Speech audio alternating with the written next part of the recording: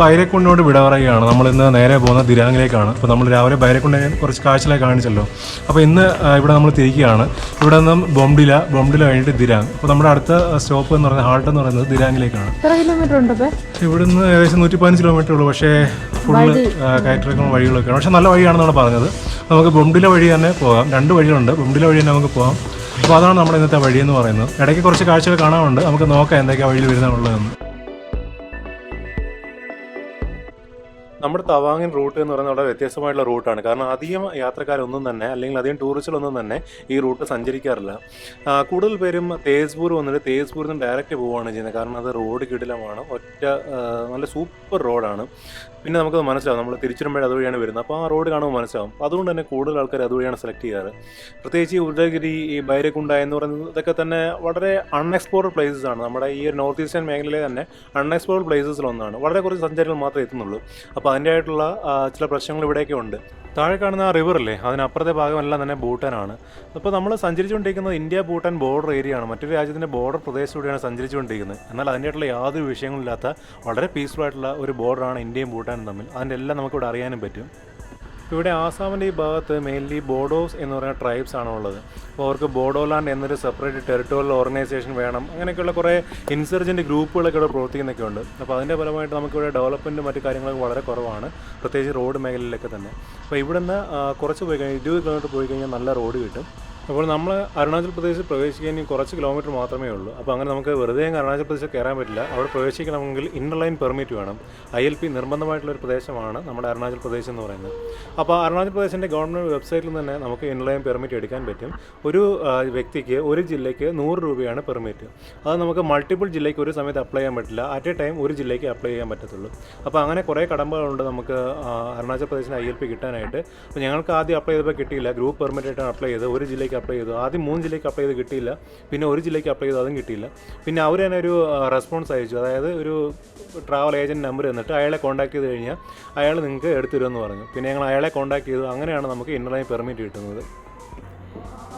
ഞങ്ങൾ പെല്ലിങ്ങിലേക്ക് പോയ രീതിയിലുള്ള അതേ വഴിയാണ് ഇവിടെയും. അപ്പോൾ ഒരു 20 കിലോമീറ്റർ ഇതേ രീതിയിൽ പോകുമെന്നാണ് നമ്മൾ ചോദിച്ചപ്പോൾ നമുക്ക് മനസ്സിലായത്. ഇതിനിടയ്ക്കൊന്നും ആൾതാമസവും കാര്യങ്ങളും ഒന്നുമില്ല. ഇതൊക്കെ കൺസ്ട്രക്ഷൻ്റെ ഭാഗമായിട്ട് വന്ന് നിൽക്കുന്നവരാണ്. സൈഡ് പ്ലോൺ ഏരിയ ആണ് ഇത് ഫുള്ള്. നമുക്കിങ്ങനെ നോക്കുമ്പം തന്നെ വേണ്ട റൈറ്റ് സൈഡിലും ലെഫ്റ്റ് സൈഡിലും എല്ലാം വെളുത്ത പൊട്ട് കാണുന്നില്ല മലകളിലെല്ലാം. അതെല്ലാം ഇങ്ങനെ ഇടിഞ്ഞു വീണുകൊണ്ടേ ഇരിക്കുന്ന ഒരു രീതിയിലുള്ള മലകളാണ്. അതാണ് അങ്ങനെ കാണുന്നത്.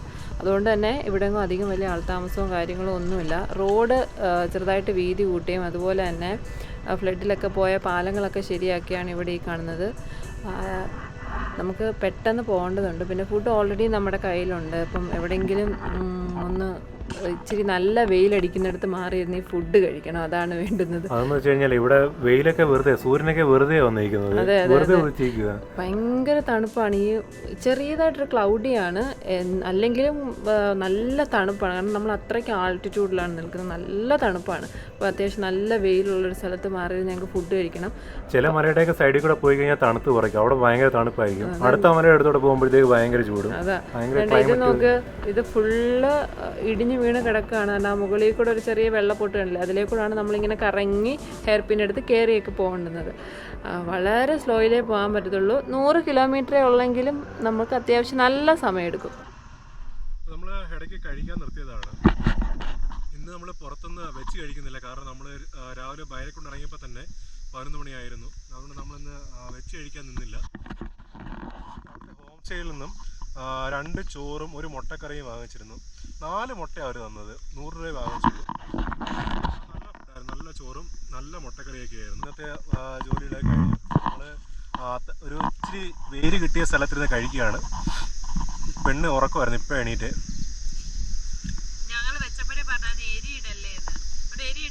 കുഞ്ഞും കഴിച്ചു. അത്ര നല്ല ഫുഡ്. നമ്മുടെ നാട്ടിലൊക്കെ മസാല ഇട്ട് കറി വെക്കത്തില്ല, ചിക്കൻ്റെ ചാറ്, നാടൻ ചിക്കനൊക്കെ വെക്കത്തില്ല, അതേ രുചി. ഇവിടെ സൂപ്പറാന്ന് പറയടാ. സൂപ്പറാണ്, അടിപൊളിയാണോ? അപ്പോൾ നമുക്ക് ദിരാങ്ങിലേക്കാണ് പോകേണ്ടത്. ദിരാങ് ഒരു 5 മണിക്ക് ആകുമ്പോഴത്തേക്ക് എത്തുന്ന പ്രതീക്ഷിക്കുന്നു.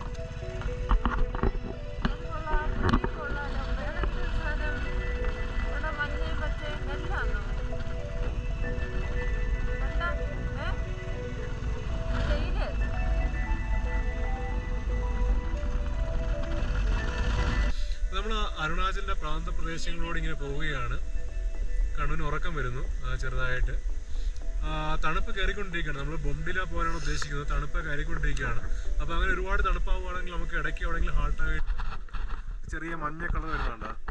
ഇതെല്ലാം ഓട്ടം സീസണിൻ്റെ ഒരു ലക്ഷണമാണ്. അപ്പോൾ നമ്മുടെ യാത്ര തുടർന്നുകൊണ്ടേയിരിക്കുന്നു. കണ്ണു ടാറ്റ ബൈ ബൈ ഉറക്കുക.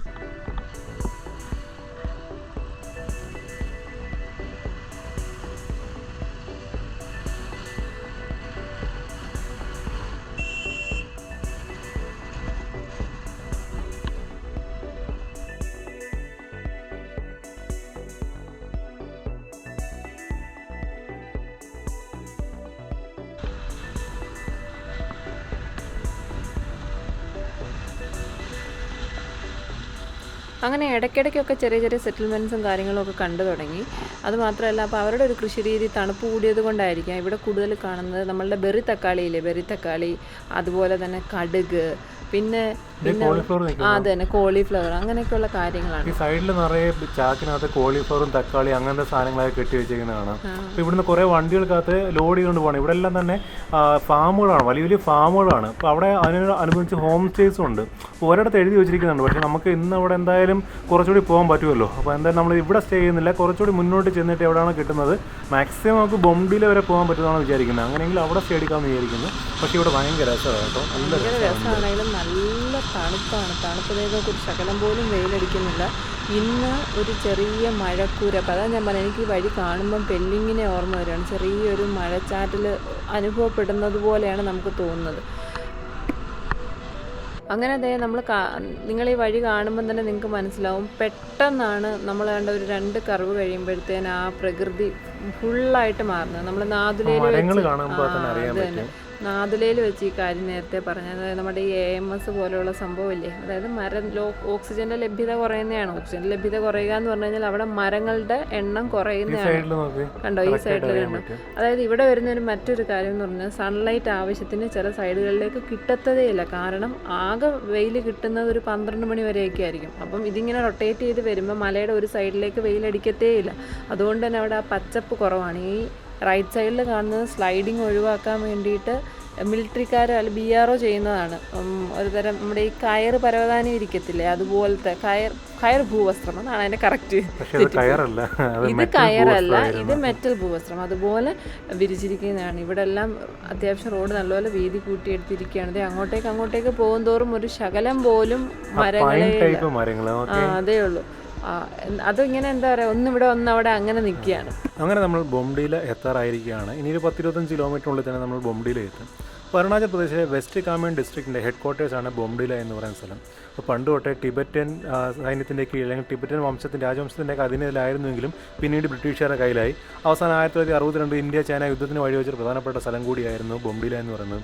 ബൊംഡില കുറച്ച് ദിവസത്തോളം ചൈനക്കാർ പിടിച്ചടക്കിയെങ്കിലും പിന്നീട് അവർ ഇവിടുന്ന് പിന്മാറുകയായിരുന്നു ചെയ്യുന്നത്. ഇപ്പോൾ പൂർണ്ണമായും ഇന്ത്യൻ നിയന്ത്രണത്തിലുള്ള ഏരിയാസിലാണ് നമ്മുടെ ബൊംഡില എന്ന് പറയുന്നത്. ഇവിടെ നമ്മുടെ ഒബ്സർവേറ്ററി, ആർമിയുടെ ക്വാർട്ടേഴ്സ്, അങ്ങനെ ഒരുപാട് ആർമി ഫെസിലിറ്റീസ് ഒക്കെ ഉണ്ട്. അപ്പോൾ സ്ട്രാറ്റജിക്കലി വളരെ ഇമ്പോർട്ടൻ്റ് ആയിട്ടുള്ള പ്ലേസ് ആണ് എങ്കിൽ കൂടിയും ഇവിടെ അടുത്തൊരു സിവിലിയൻ എയർപോർട്ടോ ഒരു റെയിൽവേ സ്റ്റേഷനോ ഒന്നുമില്ല. ഏറ്റവും അടുത്തുള്ള റെയിൽവേ സ്റ്റേഷൻ നമുക്ക് തേസ്പൂർ പോകണം. അപ്പോൾ തേസ്പൂർ നമുക്ക് ഷെയർഡ് ടാക്സീസ് കിട്ടും, അല്ലെങ്കിൽ അരുണാചൽ കോർപ്പറേഷൻ്റെ ബസ്സുണ്ട്. പക്ഷേ അത് എല്ലാ ദിവസവും ഒന്നുമില്ല, നമുക്ക് നേരത്തെ ബുക്ക് ചെയ്ത് അങ്ങനെയൊക്കെ വരാനൊക്കെ പറ്റത്തില്ല. അപ്പോൾ ഏറ്റവും ബെറ്റർ നമുക്ക് സ്വന്തം വണ്ടി ഉണ്ടെങ്കിൽ നമുക്ക് കിഡിലായിട്ട് പോയി വരാം. പക്ഷേ ഇവിടെ വന്നു കഴിഞ്ഞാൽ നല്ല കിഡിലും വ്യൂ ആണ്. നമുക്ക് വളരെ അമേസിംഗ് ആയിട്ടുള്ള ഭയങ്കര വൈബാണ് ഇതുവരെ നമുക്ക് സ്വന്തമായി ഡ്രൈവ് ചെയ്ത് വരാനൊക്കെ ആയിട്ട്. അപ്പോൾ അരുണാചൽ പ്രദേശിലെ തവാങ്ങിലേക്കുള്ള കവാടം എന്നാണ് നമ്മൾ ബോംഡിലെ വിളിക്കുന്നത്. കാരണം എന്ന് പറഞ്ഞു കഴിഞ്ഞാൽ നമ്മൾ ഇത്രയും ഒരു ദൂരം റൈഡ് ചെയ്ത് വന്നു കഴിയുമ്പോൾ നമ്മൾ നേരത്തെ പറഞ്ഞ ഒരു വലിയ ആളും തിരക്കൊന്നും ഇല്ലാത്തൊരു സ്ഥലമാണ്. അപ്പോൾ നമുക്ക് വന്നൊന്ന് ഇടയ്ക്കൊന്ന് ഹോൾട്ട് ചെയ്യാൻ പറ്റുന്ന ഒരൊറ്റ സ്ഥലം എന്ന് പറയുന്നത് ഈ ബോംഡിലയാണ്. ബോംഡിലേക്ക് അവിടെ നിന്ന് തവാങ്ങിലേക്ക് പിന്നീടുള്ളത് മാക്സിമം ഓക്കുപ്പൈഡ് ആയിട്ടുള്ള സ്ഥലമാണ്.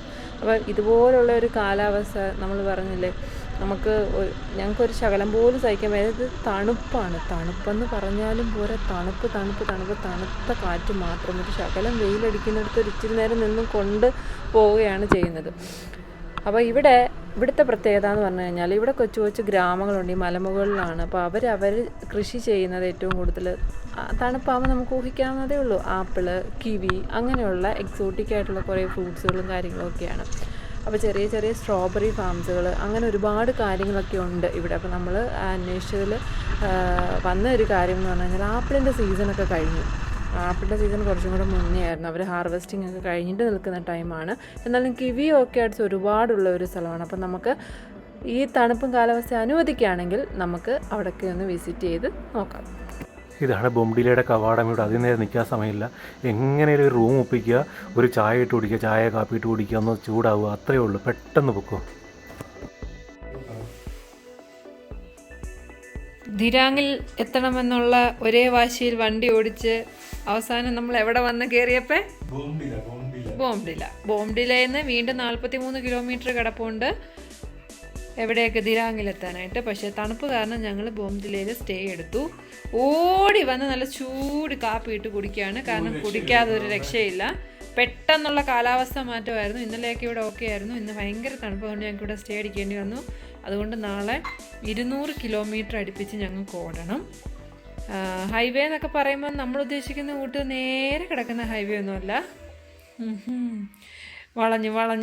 വളഞ്ഞ് തിരിഞ്ഞിറങ്ങിയേ പോകാൻ പറ്റത്തുള്ളൂ. അതുകൊണ്ട് ഇന്ന് സ്റ്റേ അടിച്ചു. അതിനെ പൊതിഞ്ഞു വെച്ചിരുന്നത് അവൾക്ക് ഒരു കുഴപ്പമില്ല, അതേ കിടക്കുന്നു. ആ സോക്സൊക്കെ ഊരി എറിയുമായിരുന്നു. ഇവിടെ വഴക്ക് പറഞ്ഞതിന് മാത്രം അങ്ങനെ വെച്ചേക്കാണ്. ഞാൻ എന്നാ പോയി ഒരു ചൂട് കാപ്പി കുടിക്കട്ടെ. തണുപ്പ് അടിക്കത്തില്ല. എന്നാ ചൂട് കാപ്പി കുടിക്കട്ടെ. കുടിച്ചിട്ട് ബാക്കി വിശേഷങ്ങൾ കാണിച്ചു തരാം. നമ്മളങ്ങനെ ബോംഡിലയിൽ വന്നിട്ട് കോഫി കുടിച്ചിട്ടാണ് സെറ്റായത്. ഇനി നമ്മൾ നമ്മുടെ ഇവിടുത്തെ ലോക്കൽ മാർക്കറ്റിലോട്ടൊന്ന് ഇറങ്ങാൻ പോവാണ്. കാരണം കണ്ണൂരിൽ ഒരു ജോഡി മുള്ളൻ സോക്സ് ഒക്കെ വാങ്ങിക്കണം. അപ്പോൾ ഇതൊന്നും ഇട്ടിട്ടൊന്നും കാര്യമില്ല, നല്ല തണുപ്പുണ്ട്. കാരണം നമ്മൾ റൈഡിങ് കൂടെ ചെയ്ത് വന്നതല്ലേ. ഇതാണ് എൻ്റെ കരടി ഉടുപ്പ്. ഇത് NJP വാങ്ങിച്ചതാണ്. പക്ഷെ ഇതുകൊണ്ട് മാത്രം തണുപ്പ് നിൽക്കത്തില്ല. ഇത് വിട്ടിട്ട് മുകളിൽ ജാക്കറ്റ് ഇട്ടിട്ടാണ് അന്ന് നാദുല കയറിയത്. നല്ല ഉഗ്രം തണുപ്പാണ്. നമ്മൾ ഇന്ന് ഇവിടുത്തെ ആൾക്കാരോട് ചോദിച്ചപ്പോഴത്തേക്ക് ഇവർ പറഞ്ഞത് ഇന്ന് ക്ലൈമറ്റ് നല്ല ചേഞ്ച് ഉണ്ടായിരുന്നു പറഞ്ഞത്. മക്കളെ കരയുന്നേ, ഇതെല്ലാം കൂടി ഇടുന്നത് അവൾക്ക് ബുദ്ധിമുട്ടായി. ഞാൻ കരയുന്ന കേട്ടോ. മാത്രമല്ല വിശക്കുന്നുണ്ട് നല്ലപോലെ. എന്നാ പോയിട്ട് വരാം ടാറ്റ പറ. ठंडे से न्यूमोनिया होता है। तो कैसा होता है न्यूमोनिया की सिम्टम्स? कफ ज्यादा हो जाएगा। कब से ज्यादा? यहाँ बच्चों का ऐसा होता है? हाँ, यहाँ होता है बहुत ज्यादा। हॉस्पिटल है इधर? हॉस्पिटल है सभी, लेकिन वो गवर्नमेंट वाला है, प्राइवेट नर्सिंग होम वगैरह नहीं है। नहीं है। हॉस्पिटल अच्छा है? ठीक ही है अभी। ज्यादातर तो हम लोग का कुछ होने से तो नीचे चला जाता है, यहाँ रहता नहीं। ठीक है। ऐसा कुछ फैसिलिटी है नहीं यहाँ। तो आपका कोई दिक्कत हो गया तो नीचे जाना पड़ेगा? तेजपुर गुवाहाटी तेजपुर जाना पड़ेगा। वो तो അങ്ങനെ നമുക്ക് ഒന്ന് രണ്ട് കടകളൊക്കെ കയറി ഇറങ്ങേണ്ടി വന്നു. ഇവിടെ കൂടുതലും ചൈനീസ് ഗുഡ്സാണ് വരുന്നതെന്നാണ് പറഞ്ഞത്. നമ്മുടെ ദിമാപൂരിൽ നിന്നൊക്കെയാണ് ഗുഡ്സ് വരുന്നത്. അപ്പോൾ ഇവിടെ കൂടുതലും ഈ തണുപ്പിനെ പ്രതിരോധിക്കാനുള്ള ഡ്രസ്സുകളെല്ലാം തന്നെ ഉണ്ട്. അപ്പോൾ നമുക്ക് ഒന്ന് രണ്ട് കടകൾ കയറി ഇറങ്ങേണ്ടി വന്നു. അങ്ങനെ കയറി ഇറങ്ങി നമുക്ക് ആവശ്യത്തിനുള്ള ഡ്രസ്സുകളൊക്കെ വാങ്ങി നാളെ ഇനി തവാങ് പിടിക്കണം. അപ്പോൾ അതിനുള്ള ക്ഷീണം, ഇന്നത്തെ ക്ഷീണമൊക്കെ മാറണ്ടേ. അപ്പോൾ നന്നായിട്ടൊന്ന് ഉറങ്ങി എണീക്കാമെന്ന് വിചാരിച്ചു. അപ്പം ബാക്കി കാഴ്ചകൾ നാളെ കാണാം.